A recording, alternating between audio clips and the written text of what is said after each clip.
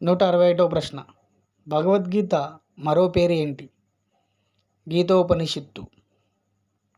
162వ ప్రశ్న. మహాభారతంలోని ఎన్నో పర్వంలో భీష్మ పర్వం ఉంది? 6వ పర్వం. 163వ ప్రశ్న.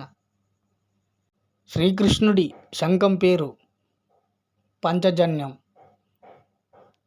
164వ ప్రశ్న. భగవద్గీత అనే గ్రంథంలో ఎన్ని శ్లోకాలు ఉన్నాయి? అధ్యాయాలు ఎన్నున్నాయి? 700 శ్లోకాలు, 18 అధ్యాయాలు ఉన్నాయి. 165వ ప్రశ్న. భగవద్గీతను ఇంగ్లీష్లో ట్రాన్స్లేట్ చేసింది ఎవరు? Charles Wilkins. 166వ ప్రశ్న. భగవద్గీతను పర్షియన్ భాషలో తర్జుమా చేసింది దారా షాకో. 167వ ప్రశ్న.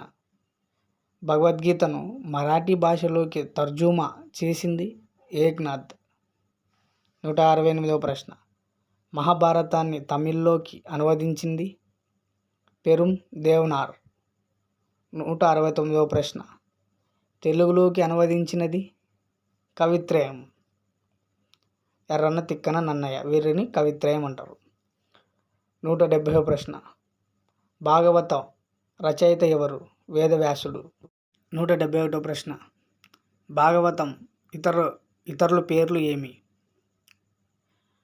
మహాభాగవతం, శ్రీమద్భాగవతం. 172వ ప్రశ్న. భాగవతంలో స్కందములు సంఖ్య 12. 173వ ప్రశ్న. భాగవతాన్ని తెలుగులో ట్రాన్స్లేట్ చేసింది ఎవరు? పోతన గారు. 174వ ప్రశ్న. ఈ గ్రంథంలో ప్రధానంగా పేర్కొపడిన దేవులు? విష్ణుదేవుడు, శ్రీకృష్ణుడు. 175వ ప్రశ్న. పోతన రచనలు ఏవి? భోగిని, దండకం. 176వ ప్రశ్న. ఆర్య అనే పదానికి అర్థం? శ్రేష్ఠుడు. 177వ ప్రశ్న. ఆర్యులు ఏవి అన్వేషిస్తూ ఈ ప్రాంతంలో స్థిరపడ్డారు? పశుపోషకులు. 178వ ప్రశ్న. ఆర్యులు భారతదేశానికి వలస వచ్చారని తెలియజేస్తున్న శాసనాలు? కసెట్ మిటానీ. 179వ ప్రశ్న. ఆర్యులు జన్మస్థలంపై చర్చలు ప్రారంభించినది ఎవరు? Sir William Jones. 180వ ప్రశ్న. విలియం జోన్స్ ప్రారంభించిన సంస్థ? Asiatic Society of Bengal. 181వ ప్రశ్న. కాళిదాసు రచించిన అభిజ్ఞాన శకుంతలం అనే గ్రంథాలను ఆంగ్లంలో అనువాదం చేసింది ఎవరు? William Jones. 182వ ప్రశ్న. ఇండాలజీ పితామహులు అని ఎవరిని పిలుస్తారు? William Jones. 183వ ప్రశ్న. ఆర్య నాగరికత యుగం? అయోయుగం. 184వ ప్రశ్న. శీతల ప్రాంతం వారు కాబట్టి వీరి అగ్నికి ప్రాధాన్యత ఇచ్చారని తెలిపినది ఎవరు? తిలక్ గారు. 185వ ప్రశ్న. ఆర్య అనే పదం జాతిని కాకుండా భాషని తెలుపుతుందని తెలిపింది ఎవరు? మ్యాక్స్ ముల్లర్ గారు తెలిపారు. 186వ ప్రశ్న. ఎవరి ప్రకారం ఆర్యులు జర్మనీ నుండి వచ్చినారు? పెంకా. 187వ ప్రశ్న. ఆర్య సమాజ్ అనే సమాజాన్ని స్థాపించింది ఎవరు? స్వామి దయానంద సరస్వతి. 188వ ప్రశ్న. వేదాల ఆధిక్యత అనే సిద్ధాంతాన్ని ప్రతిపాదించాడు ఎవరు? స్వామి దయానంద సరస్వతి గారు. 189వ ప్రశ్న. భారతదేశంలో ఇనుమును మొదటిగా ఉపయోగించిన వారు ఆర్యులు. 190వ ప్రశ్న. ఆర్యుల మధ్య ఆసియా నుండి వచ్చినారని చెప్పింది? Max Muller. 191వ ప్రశ్న. ఆర్యులు సప్తసింధు జన్మస్థలం అని చెప్పింది ఎవరు? ఏసి దాస్ గారు. 192వ ప్రశ్న. ఆర్యులు మధ్య భారతదేశము జన్మస్థలం అని చెప్పింది ఎవరు? ఆర్యులది? రాజ్ బాలి పాండే. 193వ ప్రశ్న. తొలి వేద ఆర్యులు ఏ సంవత్సరం? క్రీస్తుపూర్వం 1500 నుండి 1000 సంవత్సరాల మధ్య కాలంలో. 194వ ప్రశ్న. మలివేద ఆర్యులు ఏ సంవత్సరం?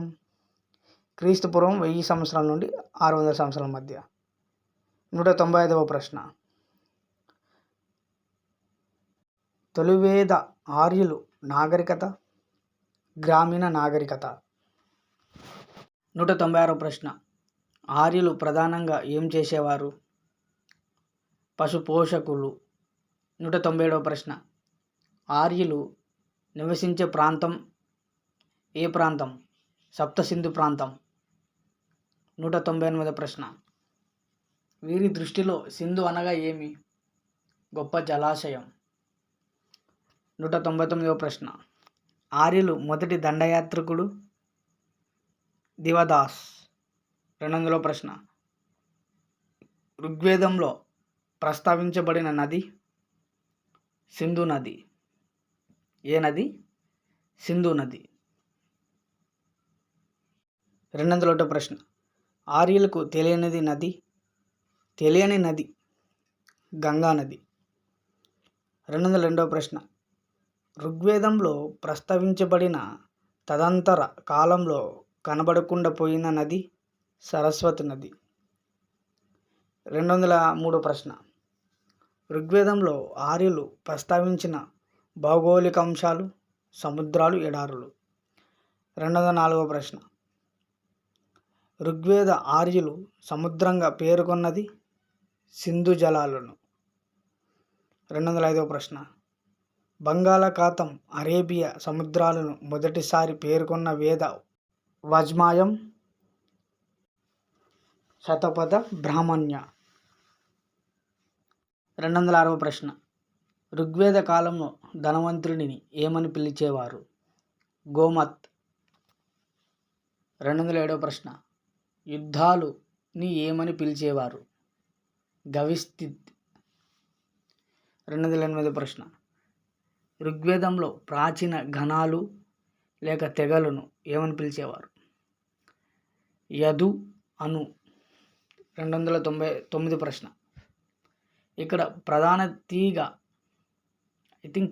తెగ అది ప్రధాన తెగ వచ్చేసి భారత తెగ. 210వ ప్రశ్న. జీవ లేదా ఉగ్రసుతుడు పోలీస్ అధికారి?